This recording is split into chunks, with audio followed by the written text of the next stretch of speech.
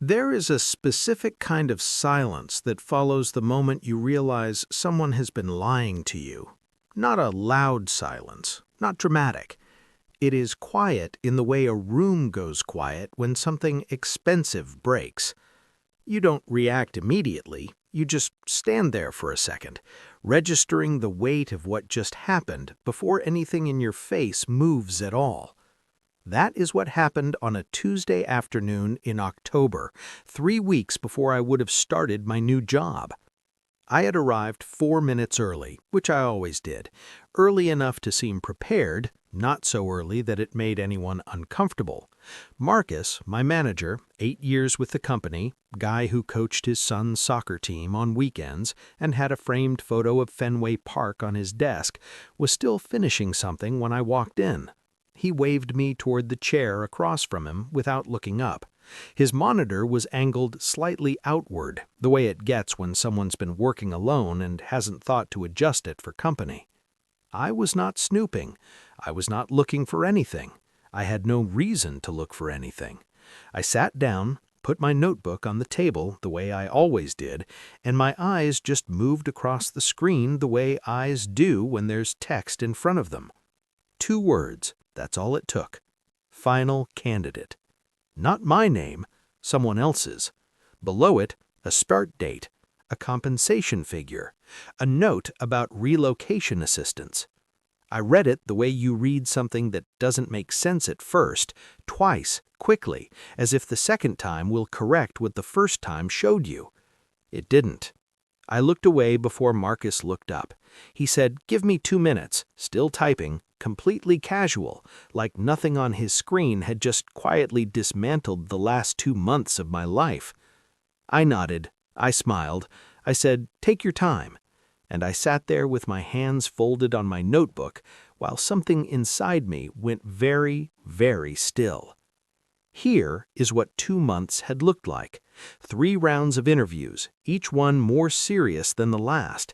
A presentation I had rebuilt from scratch the night before it was due because I found a gap in my own argument at 11:30 at night and couldn't leave it there. Conversations about growth trajectory, about leadership development, about where the team was headed and how I fit into that future. Marcus had said more than once that I was exactly what they were looking for. HR had told me the timeline, told me what the final steps were, told me I was the last one standing. You don't have those conversations with someone you're not planning to hire. That's what I had believed. That's what they had needed me to believe. Marcus finished typing, turned to me. The meeting started like all the others, warm, structured, professional. We talked about the team. We talked about Q4. At one point, he laughed about something the senior director had said in a meeting earlier that week. He was completely relaxed. And why wouldn't he be? As far as he knew, I had no idea. As far as he knew, I was still the eager, grateful candidate who had no idea she was sitting in the waiting room of a decision that had already been made. That evening, I did not cry, which surprised me. I thought I might. Instead, I made tea, sat at my kitchen table, and opened every email thread from the past 8 weeks, not to look for anger, to look for evidence. What I found was more calculated than I had expected. Every significant commitment had been verbal. Every timeline had been approximate. Nothing that locked them to any decision was ever written down. It had the fingerprints of a process designed to give them flexibility without ever technically lying. They hadn't promised me the job in any way that could be documented. They had simply made me feel certain enough that I stopped looking anywhere else. I called David that same night. We had worked together 3 years ago at a different company. He had moved on, built a network in the industry that made him the kind of person who heard things before they became official. I kept it casual, asked how things were going, mentioned I had some news possibly coming, asked what he was hearing in the market. He was quiet for a second, and then he said, "The role at your company, that was decided a couple of weeks ago, wasn't it?" A couple of weeks, not a couple of days, not recently, weeks, while I had been in my second interview, while I had been rebuilding that presentation at midnight, while I had been thanking them for their time and asking thoughtful follow-up questions and trying to be exactly what they said they wanted, they had already signed someone else. They had known, and they continued the process anyway, because they needed a backup, because their first choice hadn't signed yet, because keeping a qualified candidate warm costs nothing and protects you from everything. I was not the final candidate. I was the contingency plan. The thing that bothered me most was not the betrayal. It was the precision of it. This was not carelessness. Someone had thought it through. Someone had decided it was easier to run a fake process than to be direct. And everyone who knew, Marcus, HR, whoever made the call, looked me in the eyes multiple times and performed sincerity well enough that I never questioned it. I did not send an angry email that night. I did not call Marcus. I did not tell anyone at the company what I knew. Showing them I knew would have given them time to prepare. And people who are allowed to prepare will always find a way to make their version of events sound reasonable. I had no interest in giving them that. Instead, I updated my resume, not frantically, carefully, the way you pack a bag when you know you're leaving and you're not in a hurry. I wrote to 3 people in my network that same week, not a mass message, specific individual notes to people whose judgment I trusted and whose companies I had actually researched. Within 10 days, I had 2 conversations going. One of them moved quickly. The company was smaller than where I was, newer. The hiring manager had emailed me back within 4 hours of my first message, which told me something. The process took 3 weeks, which also told me something. At no point did anyone say things that felt like management of expectations. They made a decision, they communicated it, they moved. By the time Friday came, the final interview at my original company, the one Marcus had called a formality, which is a word that now meant something different to me, I had already been to 2 rounds with the other place and was waiting on an offer. I wore the same suit I had worn to the first interview, same bag, same calm expression. Consistency, I had learned, makes people comfortable, and comfortable people do not pay close attention. The meeting began the way those meetings always do. Pleasantries, overview of the role, a few questions that were really just an opportunity for me to demonstrate enthusiasm. I answered them, normally, professionally, the way I always had. And then, near the end, Marcus leaned forward slightly and asked the question they always ask at the end. Why do you want this role? I had answered that question twice before in this process. Both times I had given them the right answer, the polished one, the one that made me sound ambitious and collaborative and exactly aligned with their values.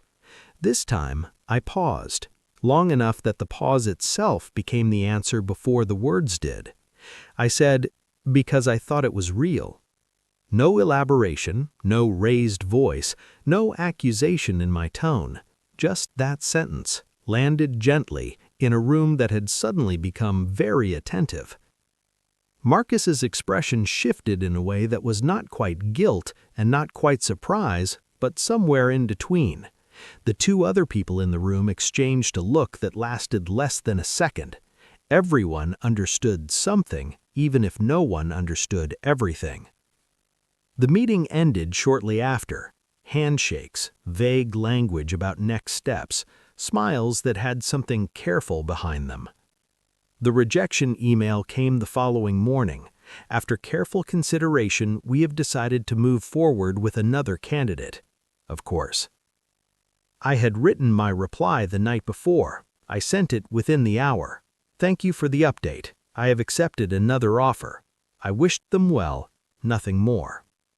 What I did not tell them was that I had accepted that offer 2 days before our final meeting, that the other company had moved fast and decisively and made me feel from the first conversation like they were asking me, not auditioning me. Better title, better compensation, a team that had answers when I asked questions, an onboarding date that was set before I had even signed because they were already planning around my arrival. They wanted me specifically, not as the fallback, as the first call they made. I started 3 weeks later. The commute was longer by 11 minutes, which I didn't mind at all. 7 days into my new job, David texted me. Their hire fell through. Negotiation got messy. Something about competing offers, timing issues, conditions that couldn't be met. It had unraveled the way these things sometimes do when someone realizes late that they have options. My old phone showed Marcus calling that same evening. I watched it ring. Once, twice, 3 times. Then I turned the screen face down and finished my dinner. I already knew what was on the other end of that call, the particular cadence of a person who needs something from you and is deciding in real time how much regret to perform to get it. The warmth that shows up only after the first choice leaves, the framing of an insult as an opportunity. I had no curiosity left about any of it. The call went to voicemail. He did not leave one. There is something people misunderstand about professional betrayal. They think the damage is the rejection. It isn't. The rejection is just the moment you find out. The damage is the time before it, the nights you spent on the presentation, the conversations you had with yourself about your future, the version of your life you quietly started building around something that was never actually being offered to you. That is what they took. Not the job. The time. But here is what they miscalculated. They thought I was waiting. They thought I was the kind of person who, if kept warm long enough, would still be available when it mattered. That assumption required me to be unaware and a little desperate and not particularly resourceful. It required me to be someone I was not. The job they had was fine. The job I took was better. That is not even the point. The point is that they made a choice about who I was before I had made mine about them. They looked at me across a conference table multiple times and decided that I was manageable, holdable, patient enough to keep on standby while they chased someone they actually wanted. That was the only mistake they made. And it was enough. The best revenge in a situation like this is not confrontation. It is not the speech you imagined giving in the parking lot on the drive home. It is not even the moment you decline the call. The best revenge is simpler and less dramatic and somehow more complete than any of those things. It is ending up somewhere better. It is being wanted by people who decided early and committed without games. It is beginning a new chapter with no bitterness left, because bitterness requires you to still be looking backwards.